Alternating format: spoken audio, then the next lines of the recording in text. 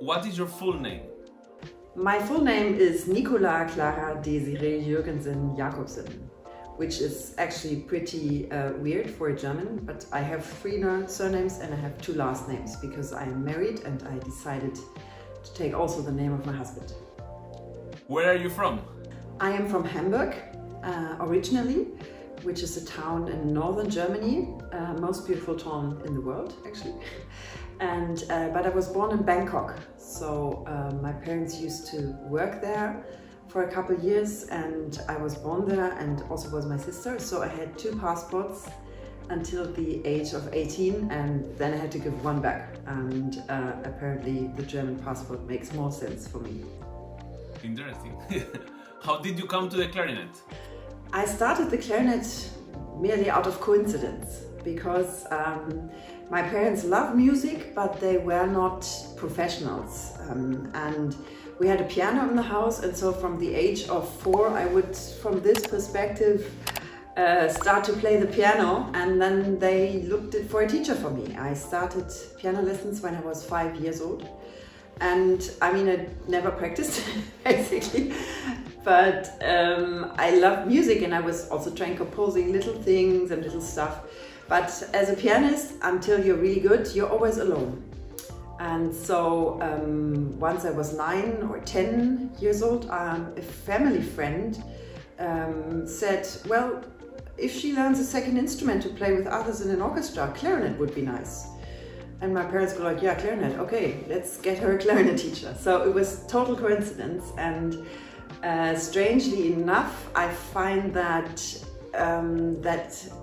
somehow the clarinet found me, because I think it is a very good way for myself to express myself. Like I love singing, and I took singing lessons for a while, but clarinet is also very singing and a very warm and melodic instrument. So it works really well for me. But I kept on playing the piano until I was a student. I was doing both instruments professionally, and I still play piano, as you can see behind me, to this date. It is of course not very good, but I'm always making a point of also playing the orchestra excerpts with my students. I accompany them on the piano, and when my daughter sings, I accompany her, and it's just a good way to interact in another musical way than just with the clarinet. What is never missing in your clarinet case? A spare mouthpiece. Because I had this one traumatic accident when I was still in the orchestra, in the WDR Radio Orchestra. We had one night we had a concert with Bartók Concerto for Orchestra, and before that Glazunov Violin Concerto with Hilary Hahn. And I smashed my mouthpiece like 5 minutes before going on stage. It fell down. I wanted to clean it, and it fell down right in front of the sink on the floor. That was really hard in backstage in the Cologne Phil.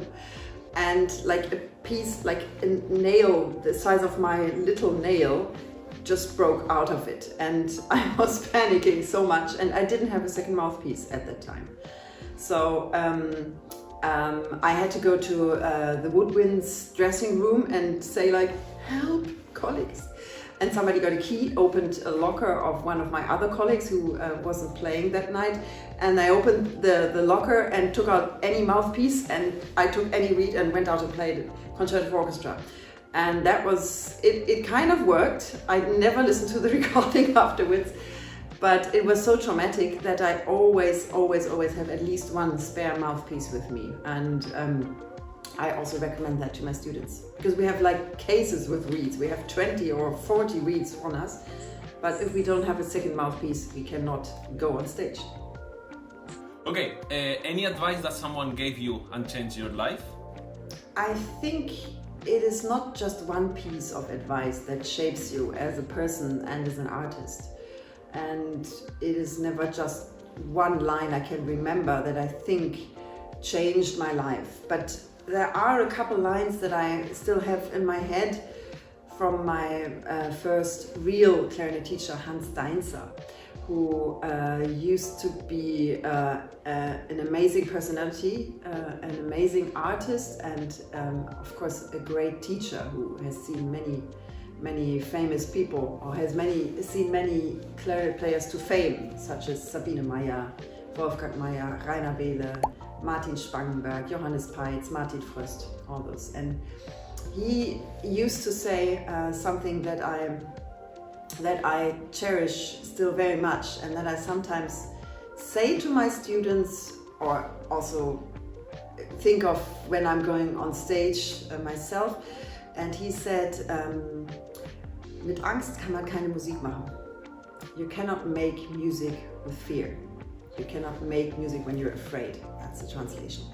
And I find that it's simple but so true, because of course we want to make things right, and we want to be perfect. We are trained to be perfect, especially in these days when there is cameras everywhere, microphones everywhere. Everything is on YouTube forever, and you can get really afraid when you think about it, that it's got to be there forever, and everybody can see you mess up and can see your little flaws. And still, when we go out there and play, we should be musicians. It should be something that we do from our heart. It should be something that we give from our heart and soul to other people.